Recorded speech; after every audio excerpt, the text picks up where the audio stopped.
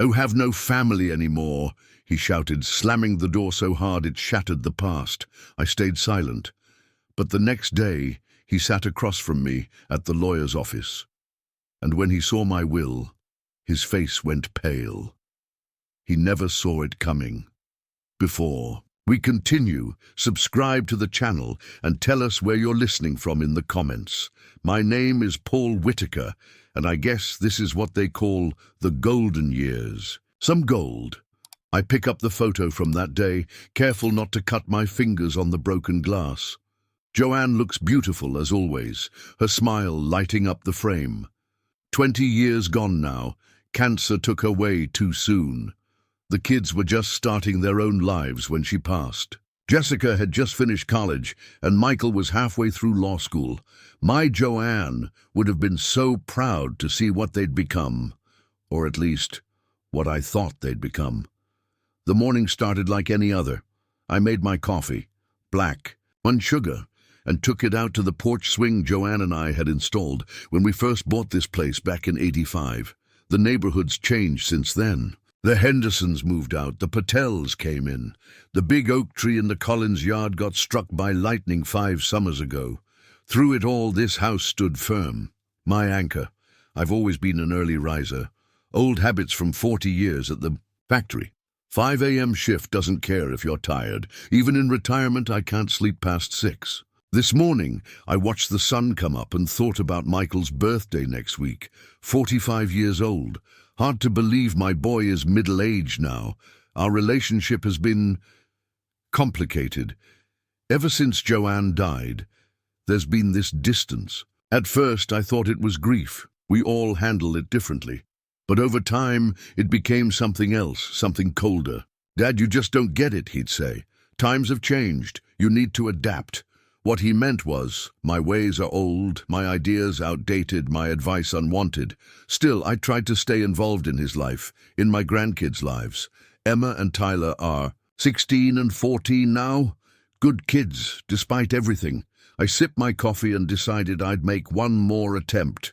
I'd invite Michael and his family over for dinner, try to mend whatever was broken between us. Maybe even tell him about the changes I'd made to my will. See, after Joanne died, I put everything in order. The house, the savings, the life insurance payout, all of it split evenly between Michael and Jessica. That seemed fair. But over the years, I watched my son change. The way he handled money worried me. The constant upgrades, bigger house, newer cars, private schools for the kids. Nothing wrong with success, but there was something hungry about it, something that reminded me too much of my own father. Dad was never satisfied, always chasing the next dollar, the next deal. Left Mom and me for a younger woman when I was 12. I swore I'd never be like him. Family first, always. I called Michael around 9. The conversation was stiff, formal. "Hey, son, I was thinking maybe you and Diane and the kids could come over for dinner next Saturday." "For your birthday?" A pause. "I don't know, Dad. We've got a lot going on." "I'll make your favorite. Pot roast, just like your mum used to make." Another pause. "Fine, but we can't stay late. Tyler has soccer practice Sunday morning." Progress, I thought. Small steps. I spent the week cleaning the house, grocery shopping, even bought new placemats for the dining room table. The little things Joanne would have noticed. Friday night, I made her famous apple pie. The smell filled the kitchen, and for a moment it was like she was there with me, guiding my hands as I crimped the edges of the crust. "You're using too much cinnamon again, Paul," I could almost hear her say, that little laugh in her voice. "You always said there's no such thing as too much cinnamon," I replied to the empty kitchen. Saturday arrived, clear and warm. I set the table for 5. Michael, Diane, Emma, Tyler, and me. I put out the good china, the stuff we only used for Thanksgiving and Christmas when Joanne was alive. This felt important enough. At 6:30, I heard a car in the driveway. Just one. Michael's. Black SUV. Through the window, I could see him getting out alone. No Diane, no kids. My heart sank a little, but I plastered on a smile as I opened the door. "Michael, good to see you, son." He nodded, hands in his pockets. Hey, Dad. Where's the rest of the gang? Diane had a headache. Kids had homework. I knew an excuse when I heard one, but I let it slide. Well, come on in. Food's almost ready. He followed me inside, eyes scanning the living room like he was seeing it for the first time. Or the last. Place looks the same, he said. Some things don't need changing. Dinner was quiet. I tried to make conversation, asked about his law practice, about the kids' school. He gave short answers, checked his phone repeatedly. Everything. Okay? I finally asked. He looked up, something shifting in his expression. Actually, Dad, there's something we need to talk about. The pot roast turned to lead in my stomach. Oh? Diane and I have been talking. We think it might be time for you to consider alternatives. Alternatives. For living arrangements. This house is too big for just you. The stairs, the yard. Look, you're not getting any younger. I set my fork down. I managed just fine. For now, sure. But what happens when you fall or get sick? Who's going to take care of you? I don't need taking care of. Michael sighed, the way people do when they think you're being difficult, but don't want to say it. There's a really nice retirement community near us. Brookhaven, we looked into it. They have an opening next month. You looked into it? Without talking to me first? We knew you'd resist. You're stubborn, Dad. Always have been. I felt heat rising in my face. Stubborn? Is that what you call wanting to stay in my own home? The home your mother and I built together? Mum's been gone for 20 years. It's time to move on. That stung. Like he was suggesting I should just forget her, erase our life together. This isn't about your mother, he continued. It's about what makes sense financially. This house is worth a lot of money now. The neighborhood has gentrified. If I sold, so that's what this is about, the money. Michael's face hardened. Don't make this ugly, Dad. I'm thinking about your future. My future or your inheritance? As soon as the words left my mouth, I regretted them, but something had snapped inside me. After years of growing distance, of feeling like an obligation rather than a father, it all came pouring out. You think I don't see what's happening? You barely visit. You make excuses why the kids can't come. When was the last time you asked? How I was doing, really asked. Michael stood up, his chair scraping against the floor. That's not fair. I have a life, Dad, a career, kids of my own to raise. I had a career too, and I still made time for family. I never missed a single one of your baseball games. Not one. Here we go again. The sacrifices of Paul Whitaker, saint and martyr. You have no idea the sacrifices your mother and I made for you kids. My voice was rising now.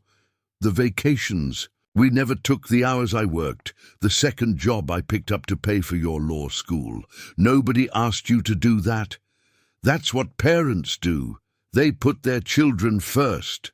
Michael laughed, a harsh sound, nothing like the boy I raised. Is that what this is about? You're keeping score, tallying up what we owe you? No, that's not. Because if we're talking about debts, let's talk about how you were never emotionally available. How you buried yourself in work instead of dealing with your feelings. How Mom had to be both parents because you couldn't handle the emotional stuff. Each word hit like a physical blow. Was that how he saw me? Was that how Joanne had seen me? That's not true, I said, my voice suddenly quiet. I loved your mother more than anything in this world. But you didn't know how to show it. Not to her, not to us. And now you're alone, and instead of looking at your part in that, you're blaming me. I felt tears threatening and turned away. 73 years old and still my father's son. Men don't cry, he'd say. I'm not blaming you, I said. I'm just asking you to see things from my perspective. This is my home. It's an asset, Dad, an appreciating asset that's going to waste. Something in his tone made me turn back. Is that all this is to you? An asset? Michael ran a hand through his hair, dark like mine used to be before it went gray. Look, I didn't come here to fight, but you need to be practical. You're getting older. The house will eventually need to be sold. Why not do it now when you can benefit from it? Get yourself a nice little condo, bank the difference. It makes financial sense. And what about what makes emotional sense? This is where your mother and I raised you, where we celebrated Christmases and birthdays, where we laughed and cried and lived. It's just a house, Dad. Those 5 words told me everything.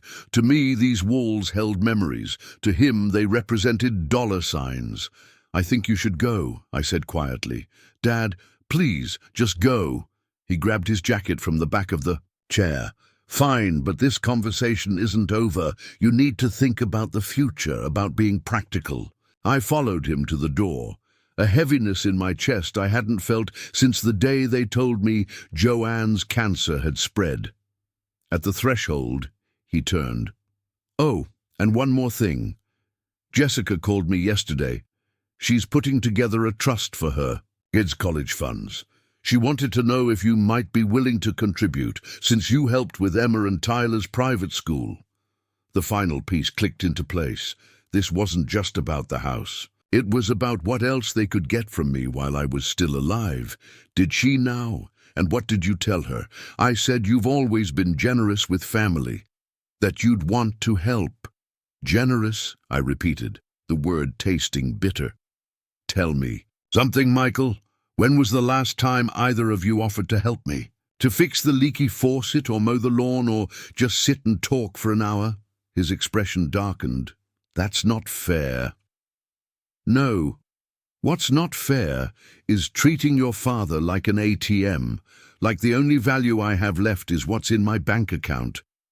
That's ridiculous. We don't get out. The words came out sharper than I intended, but I couldn't stop now. Just get out. Dad, you're overreacting. Am I? Then tell me this isn't about money. Tell me you came here tonight because you wanted to spend time with your old man on his birthday, not because you and your sister are already divvying up the spoils. His silence was damning. That's what I thought. Fine. His face contorted with anger. You want the truth? The truth is, you've been a selfish old man for years. Sitting in this mausoleum, wallowing in the past while the rest of us move on, you think I don't call enough? Maybe it's because every conversation is a guilt trip down memory lane. Michael, no, you wanted honesty? Here it is. You're alone. Because you choose to be. Because you'd rather cling to ghosts than connect with the living. Mom would be ashamed of what you've become. The mention of Joanne snapped something in me. Don't you dare tell me what your mother would think. You don't get to use her against me. Why not? You use her as an excuse for everything else. Why you can't move on. Why you can't be happy. Why you can't be the father we needed after she died. I stepped back, physically rocked by his words. I did the best I could. Your best wasn't good enough, he shouted, and now you have the nerve to act like we owe you something. I never said, you have no family anymore. The words exploded from him, echoing in the entryway. You pushed us all away, and now you want to play the victim? We're done, Dad. Done. The door slammed behind him, the force of it knocking the family portrait off the wall. Glass scattered across the floor, a perfect metaphor for what had just happened to my life. I stood there shaking as his car roared to life and peeled out of the driveway. Through the broken glass, Joanne's face smiled up at me, frozen in a happier time. Oh, Joe, I whispered. What do I do now? I didn't sleep that night. How could I?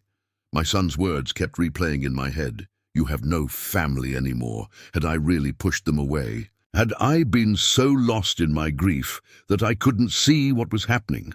By morning I knew what I had to do. It wouldn't fix everything, but it might be the wake-up call Michael needed. I picked up the phone and called my lawyer. Jim, it's Paul. Whitaker, I need to make some changes to my will, and I need you to arrange a meeting, tomorrow if possible.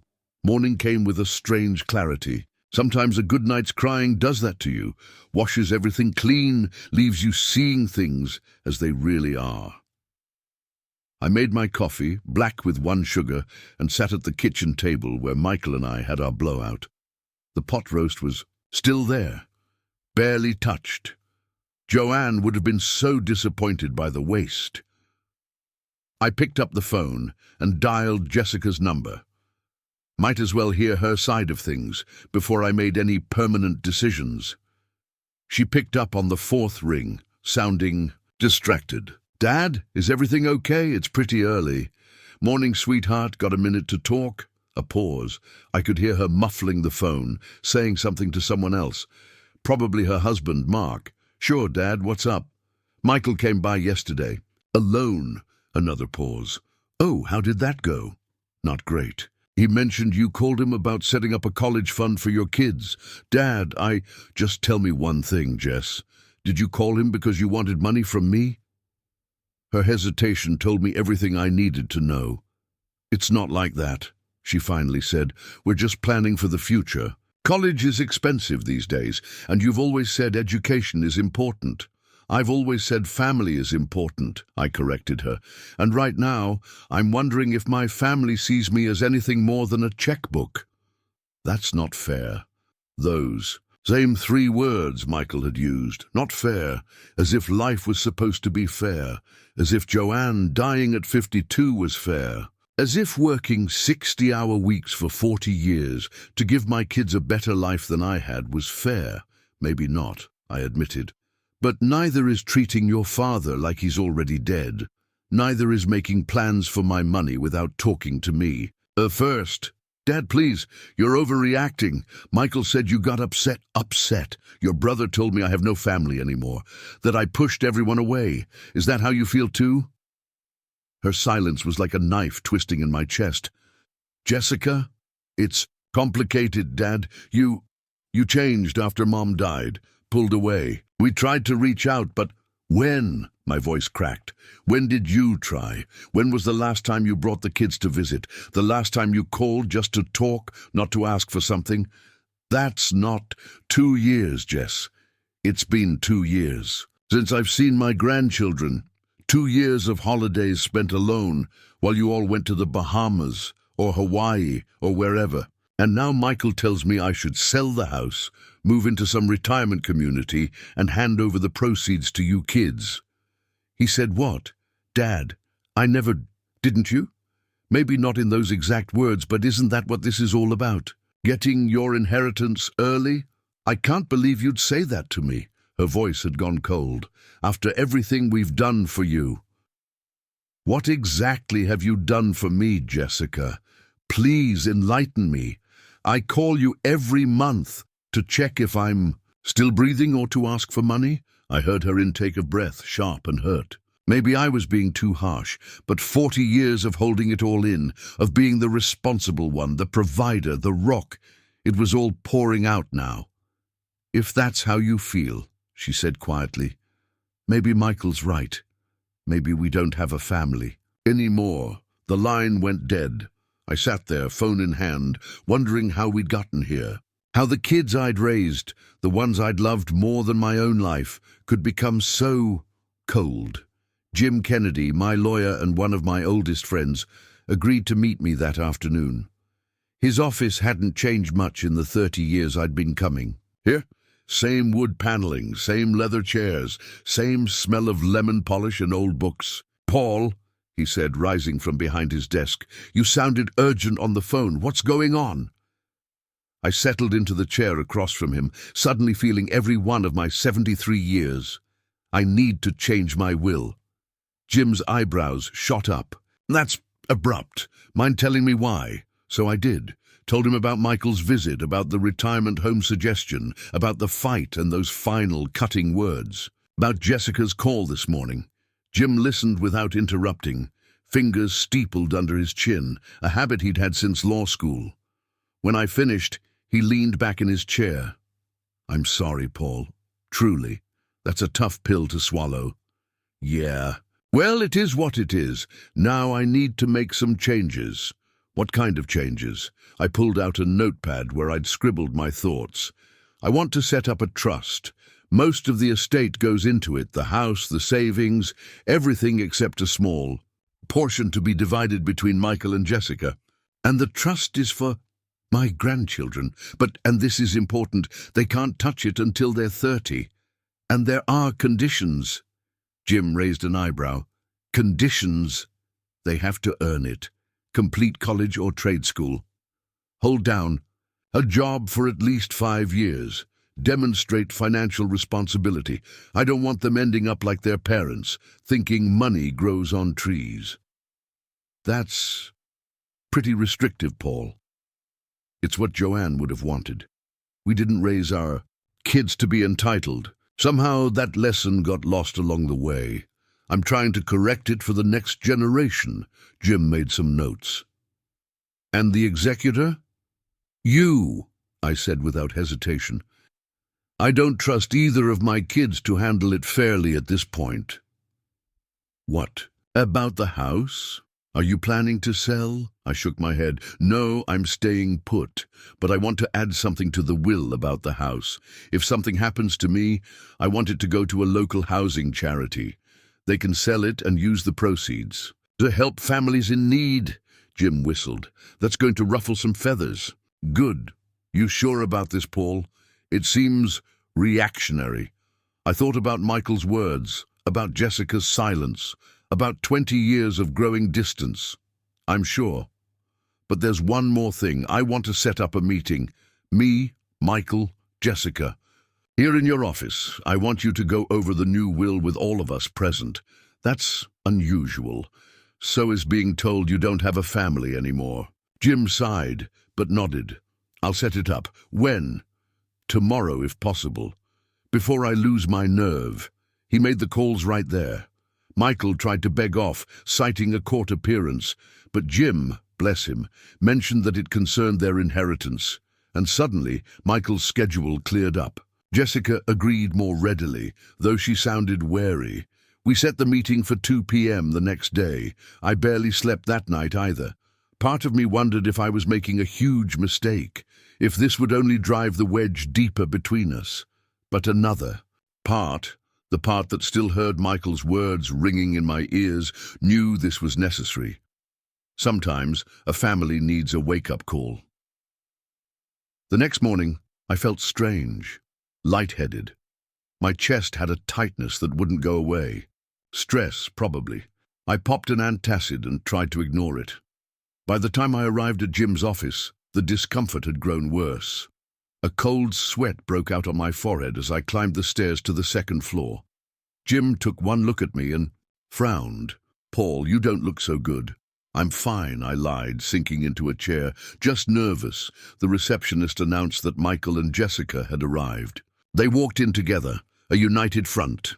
Michael in a tailored suit that probably cost more than my first car. Jessica in a sleek dress, her blonde hair, Joanne's hair, pulled back in a severe ponytail. They didn't look at me as they took seats. Across the conference table, Jim cleared his throat. Thank you all for coming. As I mentioned, this concerns Paul's estate planning. He's made some significant changes to his will that he wanted to discuss with you both present. Michael's eyes narrowed. Changes? What kind of changes? The pain in my chest intensified. I took a deep breath, trying to steady myself. Your father has... Jim began, but I cut him off. I need to say this myself, Jim. I turned to my children. Michael, Jessica, I've spent the last 40 years putting you two first. Everything I did, every extra shift, every missed vacation, every penny saved, was for you. Your mother and I wanted you to have opportunities we never had. Michael rolled his eyes. Here we go again. Let me finish, I said, sharper than I intended. The room seemed to tilt slightly. I don't regret any of it, not one day. But somewhere along the line, you both forgot what matters. You forgot that family isn't about what you can get from each other. It's about what you give. Jessica shifted uncomfortably. Dad, if this is about the college fund, it's about more than that. It's about you both treating me like I'm already dead, like all that matters is what you'll inherit. That's not true, Jessica protested, but her eyes didn't meet mine. Isn't it? When was the last time either of you visited just to visit, called just to talk, included me in your lives without an ulterior motive? Silence. That's what I thought. The pain sharpened, spreading down my left arm. I tried to ignore it, so I've made some changes to my will. The bulk of my estate will now go into a trust for my grandchildren, a trust they can't access until they're 30, and only if they meet certain conditions. Michael shot to his feet. You can't be serious. I'm very serious. The house will go to charity. You'll each receive a small portion of my savings, enough to know I loved you, not enough to fight over. The room was definitely spinning now. Jim's voice sounded distant, concerned. "Paul, are you all right?" I tried to answer, but my tongue felt thick. The pain in my chest was unbearable now, crushing, like someone had parked a car on me. "Dad?" Jessica's voice, suddenly worried. "Dad, you're white as a sheet." I tried to stand to reassure her I was fine, but my legs wouldn't cooperate. The last thing I remember is the room tilting sideways as Jim lunged across the table to catch me. I woke up in a hospital bed. The steady beep of machines, the antiseptic smell, the scratchy sheets, all painfully familiar from Joanne's final days. A heart attack, they told me later. A mild one, the doctor said. Though it hadn't felt mild when it was happening, Jessica was sitting beside my bed, her face drawn with worry. When she saw my eyes open, she leaned forward. "Dad, how are you feeling?" "Like I got hit by a truck," I croaked. My throat was dry. "Water?" She held a straw to my lips, and I sipped gratefully. "Where's Michael?" Something flickered across her face. "He had to get back to work. He was here earlier while you were sleeping." Of course he was, always too busy for the things that mattered. "How long have I been here?" "About 6 hours. They want to keep you overnight for observation." I nodded, suddenly exhausted despite having just woken up. "The will." Jessica shushed me. "Don't worry about that now. Just rest." But I couldn't rest. Not with everything still unresolved. "Did Jim show you the changes?" She hesitated, then nodded. "Yes, after the ambulance took you away." "And?" She looked down at her hands. "And I understand why you did it. I don't like it, but I understand." That was more than I expected. "You do?" "Dad, when you collapsed, I thought—" Her voice broke. "I thought we were going to lose you, and all I could think about was all the things I never said, all the times I should have visited but didn't. How the last conversation we had was about money." Tears spilled down her cheeks. I reached out, took her hand. It felt small in mine, just like when she was a little girl and I'd walk her to the school bus. "I'm still here, Jess. But you might not have been. And then what? The last thing I said to you was horrible. You were upset. I was selfish." She wiped at her eyes. "Michael and we've been terrible, haven't we?" I didn't answer right away. Part of me wanted to reassure her, to say it wasn't that bad, but we'd had enough lies between us. "Yes," I said quietly. "You have." Fresh tears fell. "I'm so sorry, Dad. I know, sweetheart. It's just, after Mom died, you were so broken. We didn't know how to help you, and then our own lives got busy, and it was easier to just step back." "I know that feeling," I admitted. "After your mother died, getting out of bed each morning felt impossible. But you know what got me through? Knowing I still had you too, that I had to be there for you, no matter what." She squeezed my hand. "I wish we'd been there for you the same way. It's not too late, Jess, not if you mean it." "I do." She met my eyes. "But Michael, I don't know if he does." "What do you mean?" She bit her lip, seeming to debate whether to continue. "After you collapsed and they took you away, Michael was angry.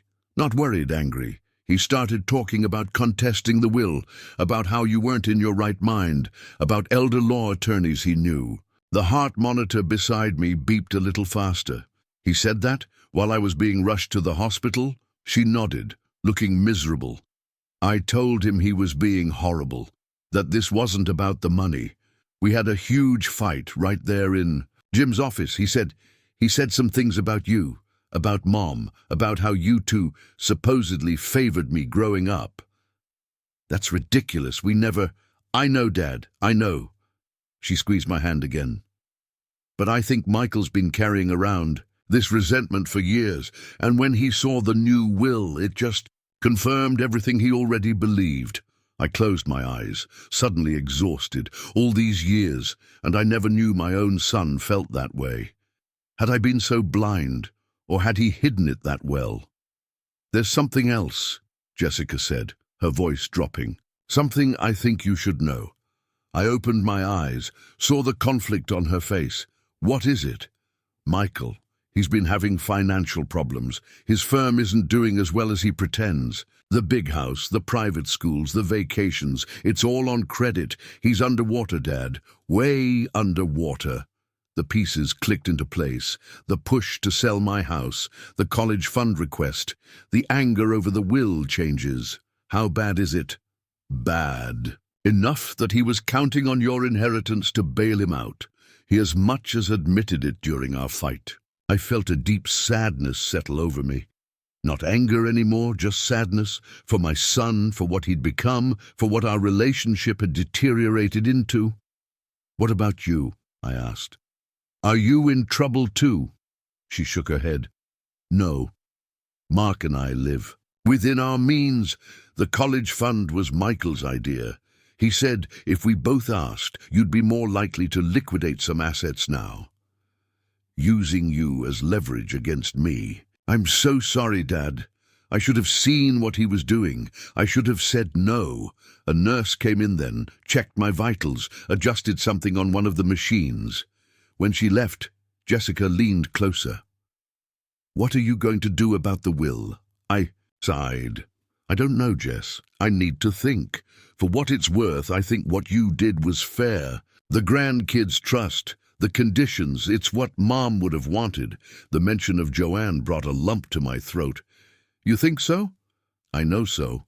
She always said the best inheritance is values, not valuables. I smiled at the memory.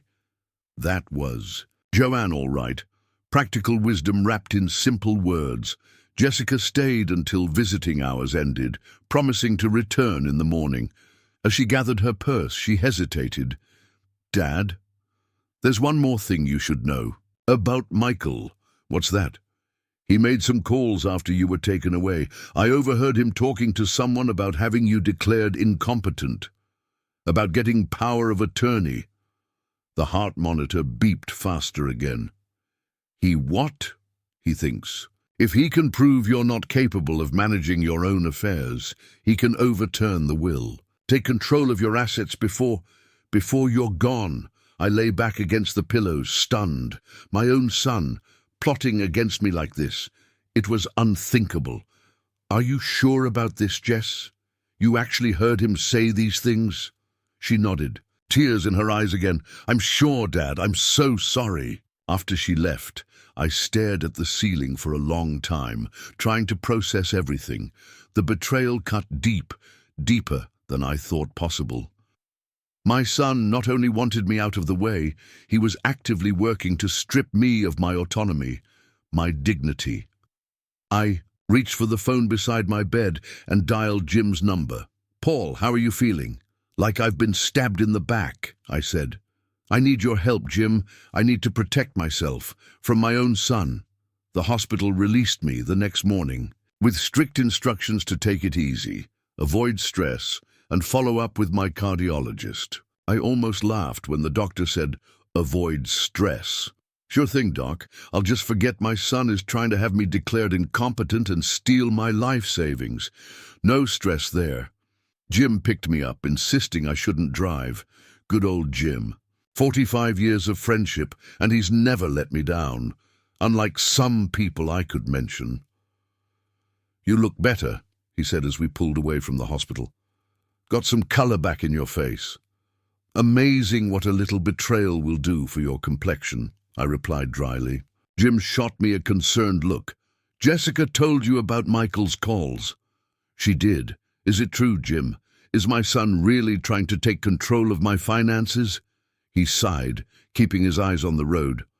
I got a call from Gerald Watkins this morning. He's an elder law attorney Michael consulted with yesterday after you were taken to the hospital. Apparently, Michael told him you've been showing signs of dementia for months. Forgetting things, making irrational decisions, becoming paranoid. My hands clenched into fists. That's a damn lie. I know that, Paul. I told Watkins as much, said I've known you for nearly 50 years and you're sharp as ever, told him about our meeting, how you were perfectly lucid until the heart attack hit. And what did he say? He said he'd have to investigate further before taking Michael on as a client. I think I planted some doubts, at least. I stared out the window, watching familiar streets pass by. Streets I'd driven for decades. The park where I taught Michael to ride a bike. The ice cream shop where Jessica had her first job. Memories everywhere, now tainted by this betrayal. It won't stop him, I said finally. He'll find another lawyer, someone who doesn't know me. Probably, Jim agreed, but we can be ready for him. How? First, we document your mental competence. I've already called Dr. Reyes. She's agreed to do a full cognitive assessment this afternoon. Secondly, we gather evidence of Michael's financial troubles, establish motive. And third, we set a trap, I finished. Jim glanced at me, surprised. What kind of trap? The kind that gives Michael exactly what he thinks he wants, just long enough to hang himself with it. By the time we reached my house, the plan was taking shape. Jim dropped me off with a promise to return with Dr. Reyes at 3. I went inside, immediately noticing the family photo still on the floor, glass still scattered across the hardwood. I hadn't had time to clean it up before all hell broke loose. I picked up the frame carefully, removed the photo. Joanne smiling broadly, her arm around Jessica, me next to her, one hand on Michael's shoulder. We looked happy. Were we? Or was Michael already harboring resentment even then? The doorbell rang just after lunch. I wasn't expecting anyone, and for a moment I wondered if Michael had come to continue our argument. But when I opened the door, I found Emma, my granddaughter, standing there, backpack slung over one shoulder. Emma? What are you doing here? She shifted nervously from foot to foot. Hi, Grandpa. Is it okay if I come in? I stepped aside, confused but pleased. Of course. Does your dad know you're here? She shook her head, stepping past me into the entryway. No. He thinks I'm at study group. Mom dropped me off at the library, but I walked here instead. I led her to the kitchen, offered her a soda from the fridge. Not that I'm not happy to see you, but why the secret visit? Emma took the can, popped it open, but didn't drink. At 16, she was the spitting image of Joanne at that age. Same amber eyes, same determined set to her jaw. I overheard Dad on the phone last night. He was talking about you, about getting control of your money. It sounded wrong. My heart sank. Bad enough that Michael was doing this. Worse that his own daughter had to hear it. Your dad and I are having some disagreements, I said carefully. He said you were crazy, that you were giving away his inheritance to strangers. Her eyes found mine, searching. Are you, Grandpa? Crazy, I mean. What do you think? I asked gently. She studied me for a long moment, then shook her head. No, you seem the same as always to me. Thank you for that vote of confidence. So why is Dad doing this? Why is he saying those things about you? I sighed, wondering how much to tell her. She was 16, not a little kid anymore, but still, this was her father we were talking about. Your dad is having some financial problems, I said finally. He was counting on inheriting my money to solve them. Emma's eyes widened.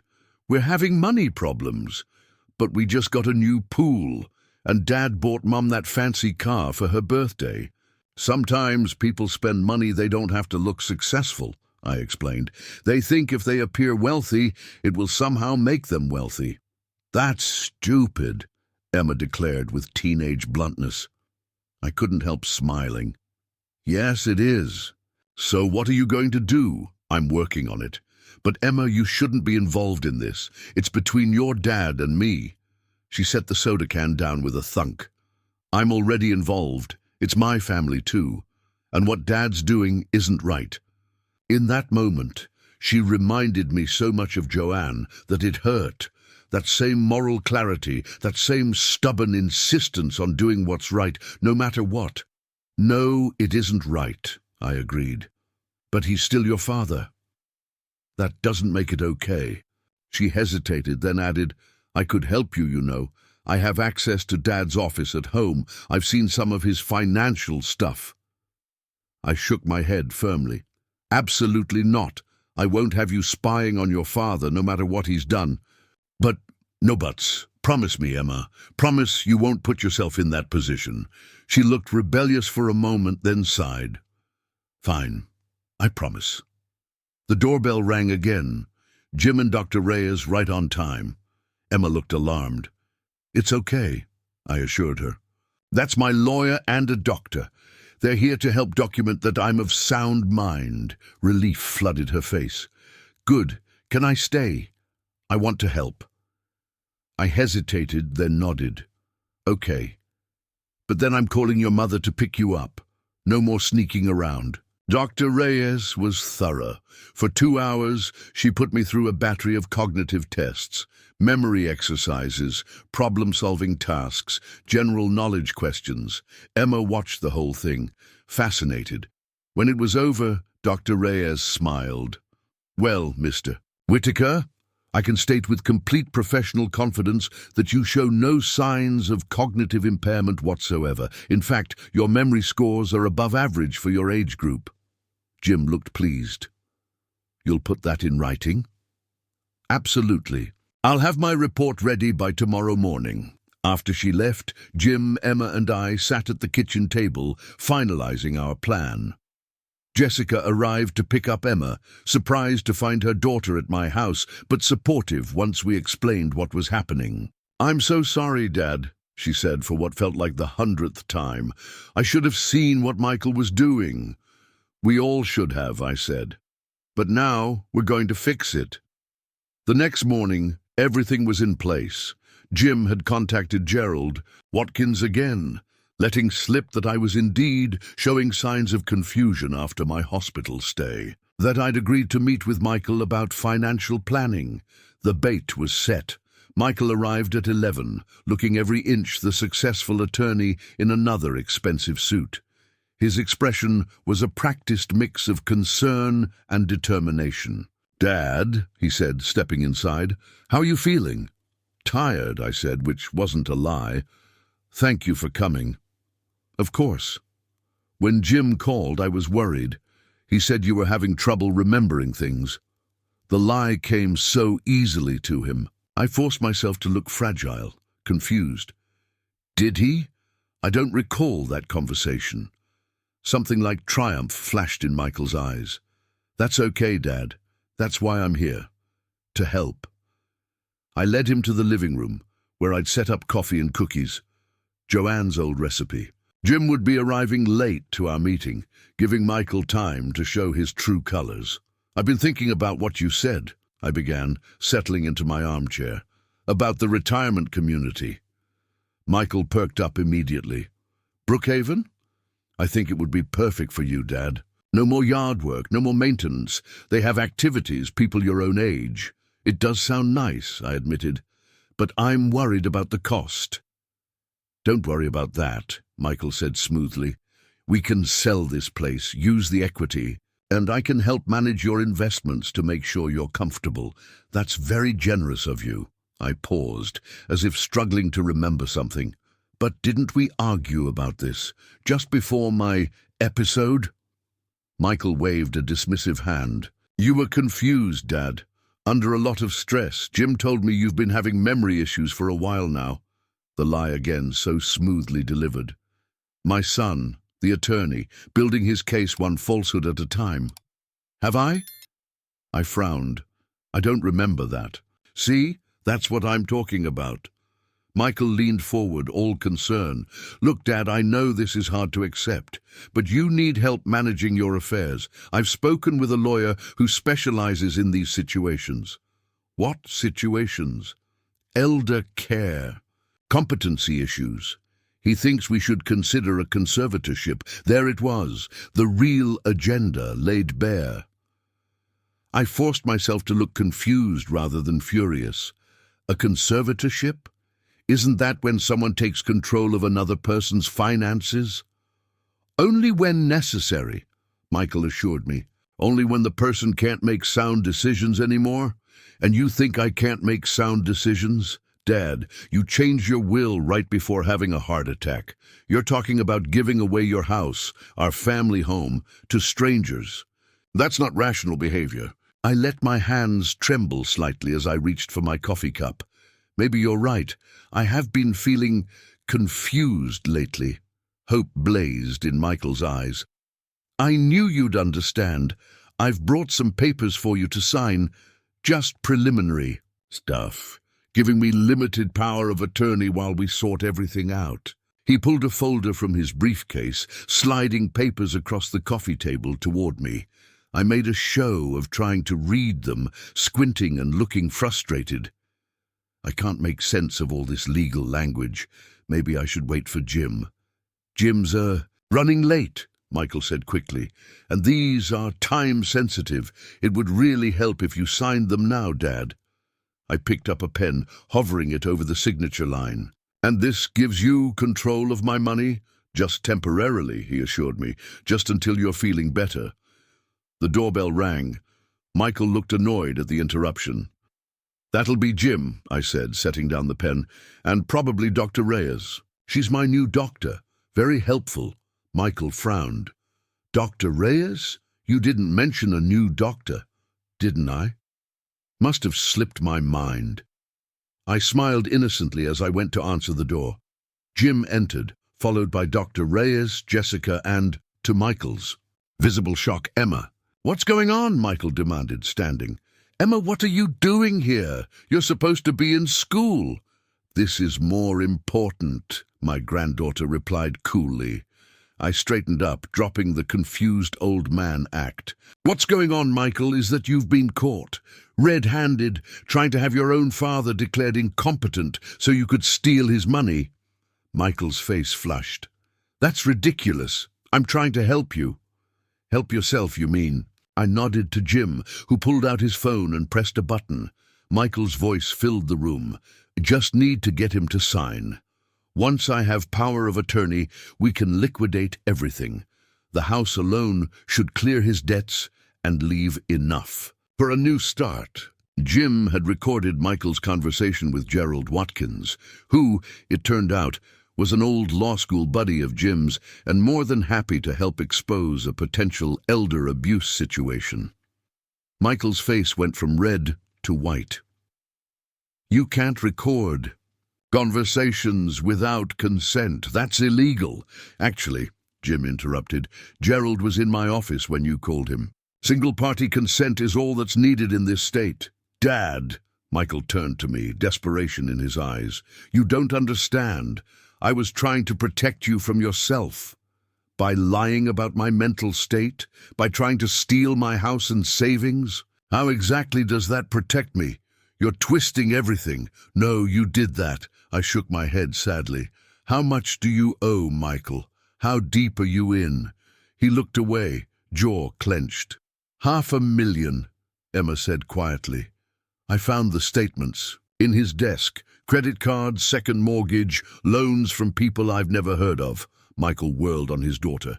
You went through my private papers? You went after my grandfather, she shot back. Which is worse? This isn't what it looks like. Michael tried again, looking from face to face, finding no sympathy. I was going to pay it all back. With my money, I finished for him. Money you felt entitled to because... Why? Because you're my son? Because you think you deserve it more than I do? You don't need it, he exploded. You're just sitting on it, letting it waste away while I'm drowning. What kind of father does that? The kind who taught his children that you work for what you have. I said quietly. The kind who believes character is more important than comfort, the kind your mother and I tried to raise you to be. Michael's shoulders sagged, the fight going out of him. For the first time, I saw past the anger to the fear beneath. My son was terrified of failure, of losing the life he'd built on sand, of being exposed as less successful than he pretended to be. "What happens now?" he asked, voice hollow. "Are you pressing charges?" I looked at Jim, who nodded slightly, then back to Michael. "That depends on you." "What do you mean?" "I'm giving you a choice. Option 1, you walk out that door and we proceed legally. Elder abuse, attempted fraud, the works, your law license, your reputation, gone." Michael swallowed hard. "And option 2, you get help, real help. Financial counseling, therapy to figure out why money and status became more important to you than family. You come clean with Diane about your finances. You make amends, real amends, not just words, to your children. For the example you've set. That's it? No strings attached?" I didn't say that.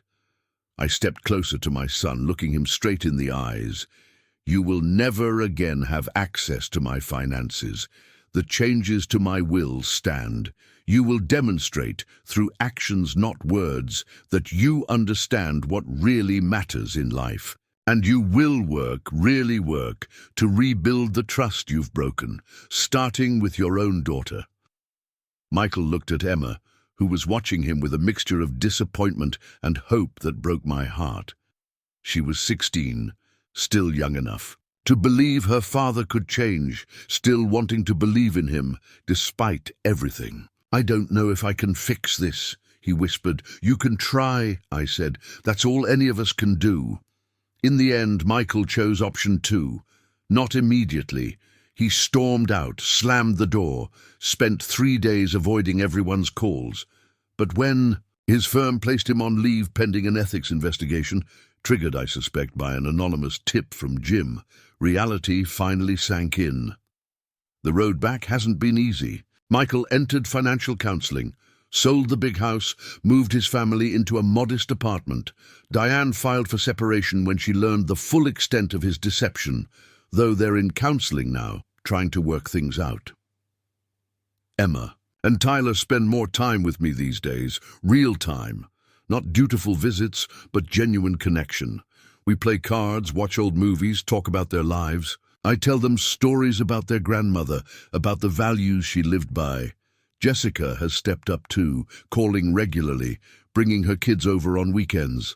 Last month, she helped me organize Joanne's things, something I'd put off for 20 years. We cried together over old photos, laughed at forgotten memories, healed a little bit more with each box we sorted.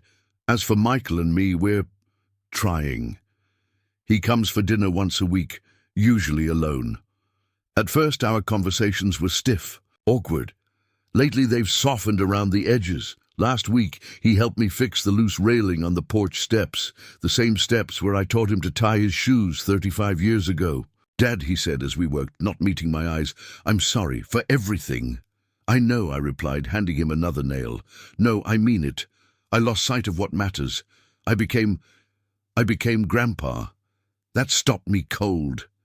My father, the man who abandoned us for money and status, who never looked back, who died alone and unmourned, the man I'd spent my life trying not to become."